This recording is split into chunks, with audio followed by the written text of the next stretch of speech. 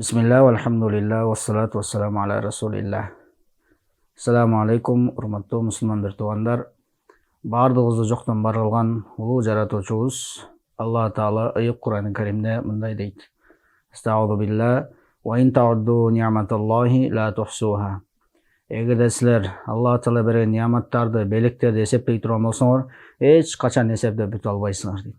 Жашообузду карап көрөлүк, айланабызды карайлык, өзүбүздү эле карап көрөлүчү. Алла Таала эмне деген бизге белектерди ыйгарган. Эч бир акчага сатып алгыс, эч нерсеге алмаштыргыс ушундай ni'маттарды берип койгон. Биздин өзүбүздүн жаралып калганыбыз, биздин келбетибиз, биздин сүйлөп атканыбыз, биздин көрүп атканыбыз бул Кудай Тааланын силер менен бизге берген аябай чоң белеги, өтө чоң ni'маты. Мына ушундай ni'маттардан канчасын Алла Таала сиз менен бизге берди. Ошолорду санасаңар эч качан санап бүтө албайсыңар дейт Алла Таала.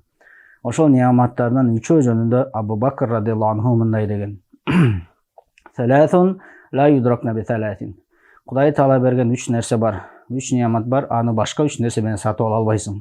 Башка 3 нерсе менен ага жете албайсың дейт. Эң биринчиси ал-гина бил муна. Байлык ni'маты. Алла Таала бирөөнө байлык берген болсо, ошону туура пайдаланып турган болсо, бул да аябай чоң ni'мат. Мына ошол байлык ni'матына сен эч качан үмүт менен, кура эле мындай жөнөкөй эле тилек менен жете албайсың дейт. Жөн эле жатып алып, ушунча акчам болсо, ушундай байлыгым болсо, мындай кылат элем, тигиндей кылат элем дешлик менен сага эч качан байлык келбейт. Байлык келиш үчүн да сен не кылышың керек, аракет кылышың керек, ошого мээнет кылып иштешиң керек. Экинчиси ваш-шабаб бил хибаб. Сенин жаштыгың, сенин сулуулугуң, сенин күчүң бул боёктор менен, башка нерсе менен эч качан таба албайсың дейт.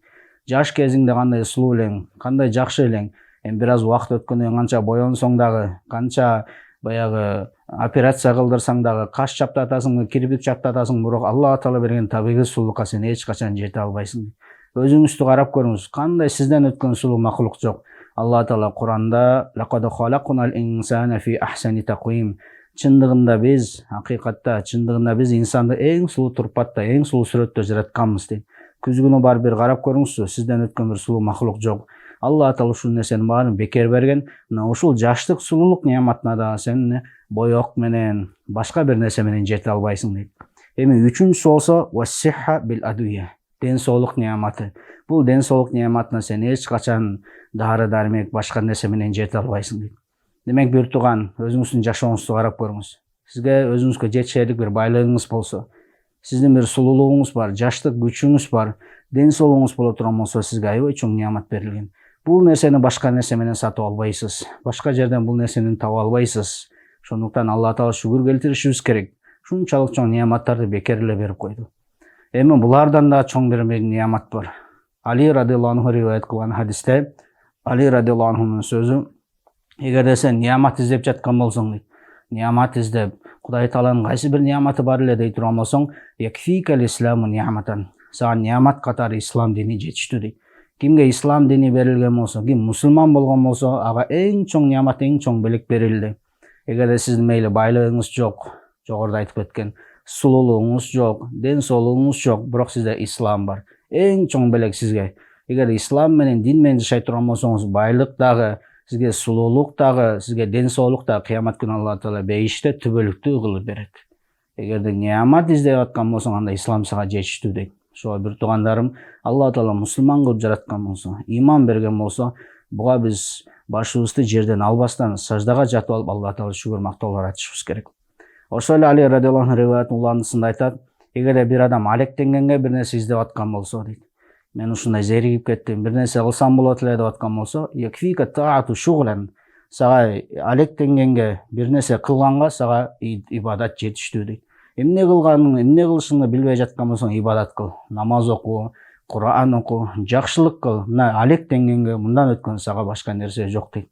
Эми үчүнчүсүн болсо Али радиаллаху анху айтат, эгерде сага бир өрнөк, бир сабак ала турган, бир үлгү ала турган нерсе керек болуп аткан болсо, якфикал мауту ибратан. Сага өлүм жетиштүү, ушу өрнөк алганга, сабак алганга сага өлүм жетиштүү дейт.